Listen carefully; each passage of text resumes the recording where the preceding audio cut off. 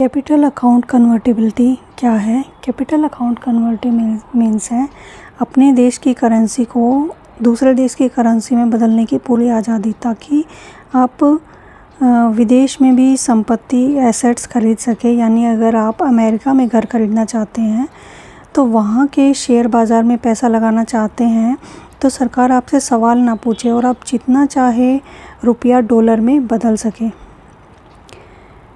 इन दोनों के बीच मुख्य अंतर यह है कि आप पैसा किस काम के लिए बाहर भेज रहे हैं या फिर मांग रहे हैं। For example current account convertibility ये रोज़मर्रा के लेन देन के लिए है, जैसे सामान के आयात निर्यात, एक्सपोर्ट इंपोर्ट के लिए, विदेश में पढ़ाई की फ़ीस के लिए, इलाज का खर्चा या विदेश से आने वाली सैलरीज़ के लिए।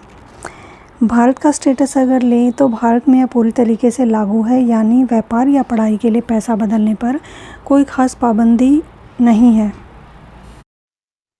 कैपिटल अकाउंट कन्वर्टिबिलिटी यह निवेश और संपत्तियों के लिए है, जैसे विदेश में कंपनी खोलनी है, वहाँ कोई ज़मीन खरीदनी है या फिर विदेशी लोन लेना है, जिससे देश के जो एसेट्स हैं और जो लायबिलिटीज़ हैं उस पर सीधा असर पड़ता है।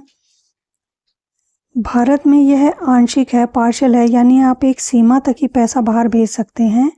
जैसे LRS स्कीम के तहत लगभग $2,500 पर ईयर आप भेज सकते हैं बड़े ट्रांजैक्शन के लिए RBI के अकॉर्डिंग।